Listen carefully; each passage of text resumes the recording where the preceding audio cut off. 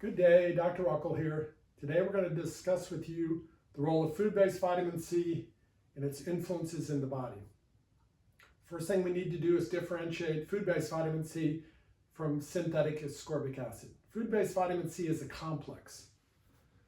Ascorbic acid is the antioxidant ring around the vitamin C complex. Antioxidant means to protect against oxidation. So examples of antioxidants out there in food is the peeling of the apple or the peeling of the orange. They protect it from oxidizing. So an apple will have a long shelf life. You cut it in two, expose it to oxygen, penetrate the antioxidant portion or the peeling, and it begins to oxidize and turn brown. So the antioxidant portion of vitamin C plays a role, but it's not the entire thing. It's like calling the covering of the watch the watch.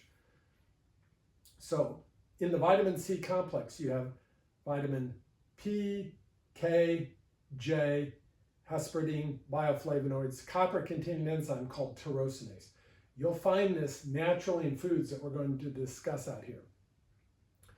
Vitamin C was first discovered by a man called Albert Szent-Györgyi, and he discovered it with his research of Hungarian hot peppers. Began to have therapeutic effects for the body with administration of the Hungarian hot peppers, dried, powdered form, things like that. When they began to use synthetic vitamin C, as it was discovered later, they didn't have the same influences. Synthetic vitamin C is glucose or corn syrup treated with sulfuric acid, but it's a chemical, it's not a whole food compound. So when they switched back to using whole food-based vitamin C sources, that's when they had success again. So in 1492, Christopher Columbus sailed the ocean blue. Back in those days, you would get on a ship powered by only the wind. It might take 2 to 3 months to come from Europe over to the new land.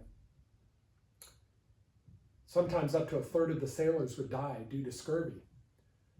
They'd literally die from internal bleeding. That's what happens with advanced states of scurvy.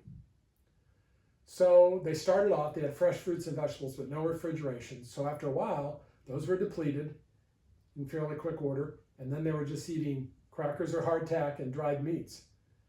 And so they began to have things like bruising, internal bleeding, loss of teeth, bleeding gums. These are all signs of scurvy. Problem is today, a lot of us are suffering from subclinical scurvy, as we'll find out.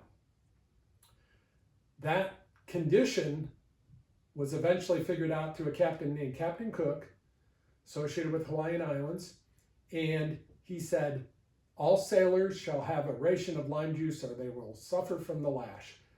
And people didn't want the lash, so they said, I'll have the lime juice, and all of a sudden, voila, no more scurvy. And the British sailors became known as limeys. So here's some deficiency symptoms of food-based vitamin C. We have bruising. So people who bruise easily, they might have little burst vessels, brown or red spots frequently are pointing to that in the body. Aneurysm, which is a ballooning or expansion of the blood vessel system. Bleeding gums, loose teeth, bleeding gums, and loss of integrity of the gums obviously can lead to loose teeth. Fatigue, one of the great reservoirs of food-based vitamin C in the body is the adrenals. Walnut-shaped glands sit on top of your kidneys, the flight or fight response gland. When we're not getting enough food-based vitamin C, we're not feeding our adrenals, and we can be subject to fatigue and pro-inflammatory states. Shortness of breath, vitamin C is necessary for delivery of oxygen inside the body, associated with red blood cells. Chronic infections. On a cellular level, one of the biggest concentrations of food-based vitamin C is the white blood cells. White blood cells are macrophages, will engulf the bacteria and help prevent infection. Unstable joints. So this has to do with the musculoskeletal matrix in association with collagen in the body. So here's some food-based sources of vitamin C. Lemons or limes. We'll discuss how I utilize those. Citrus fruits, particularly the white pithy portion of citrus fruits, is particularly rich in the vitamin P factors or bioflavonoid. mushrooms, strawberries, mango, kiwi, bell peppers, tomato juice, buckwheat. believe it or not, raw potatoes also. So one way I like to get mine in is lemon or lime juice.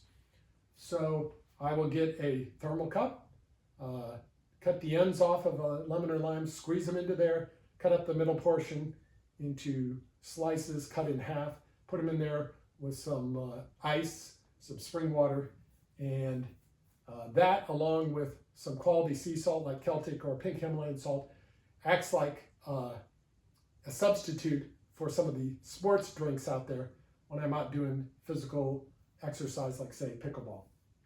So lemons are a little more functional for detoxification of the liver and the kidneys, and limes I like for blood sugar regulation. This is some of my research that has led to this.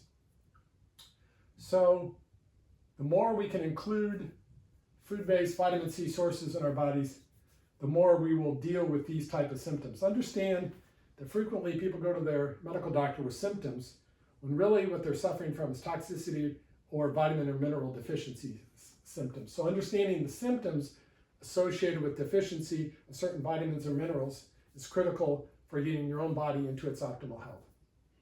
Thank you. Have a wonderful day.